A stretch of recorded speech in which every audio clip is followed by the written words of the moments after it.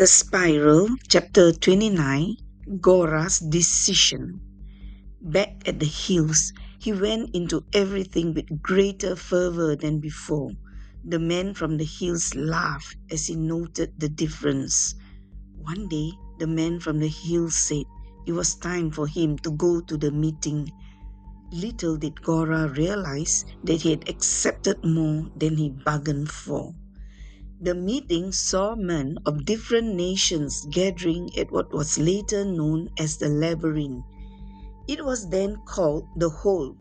The villagers and even animals avoided the place. Nothing really grew there except for coarse grass that appeared sparsely in places where pools of water were. No animals drank the water there. No frogs ever croaked there. Neither did crickets play their music there. An intense silence filled the place, and a weird type of dampness enveloped the place even in strong sunshine. On the chosen day, Gorā noted the men who came. Their faces were dark, their features were blurred, as if taken by a badly exposed film. Gorā had yet to know about the three faces of such men. The decaying smell of the men from the hills emanated from them as well, and he had also discovered he too gave off that smell slightly. As he neared the place, the wailing sound broke forth from within.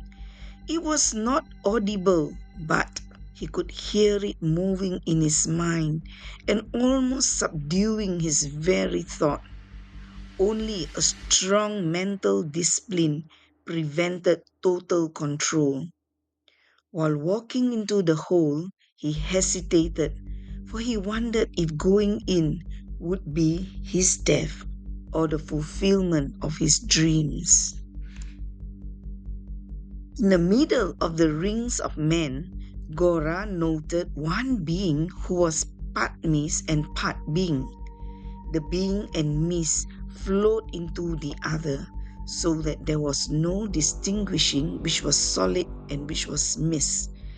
Even while looking, Gorā, who was used to unusual visitors at the house of the man from the hills, could not help stepping back in fear. Here was something bigger than the man from the hills. He feared that if he stepped nearer, he would be completely engulfed by it. The being pointed at him, causing the rings of men to push him to the inner circle. Not wishing to offend, he let himself be pushed. In an instant, he felt a certain euphoria, and his vision of grandeur rose before him. He felt a certain confidence that this being could fulfill his dream. The only condition needed was that Gorā should come sit in his place and vow never to leave it. There was but still a nudging in his heart that said this was all a delusion, in that it was a lure to control him. He would never have full control of the power to be invested in him. The euphoria seemed to dull his senses and silence the nudging of his heart. It told him what he had been seeking was now within his grasp.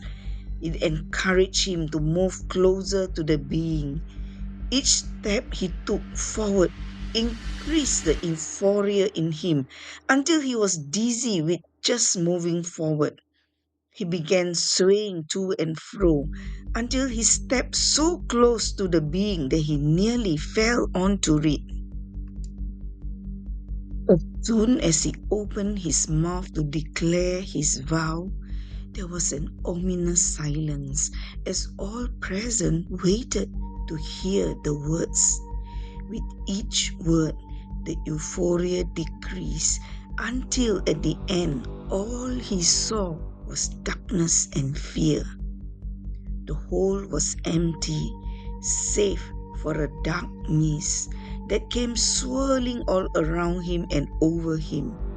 He saw it came from his mouth as he tried to shout out. Gora knew he had lost, even as he realized he had been cheated. There was no turning back. However, there was a long time ago. Dakira's betrayal was the ultimate act that made him decide finally to turn his back on everything decent. For the first time in his life, he gave himself willingly to the mist. He knew he would become like the being he once saw a long time ago. His hatred of the mist had prevented him from total surrender, but this time he agreed. There was no euphoria to induce him. It was all his own choice.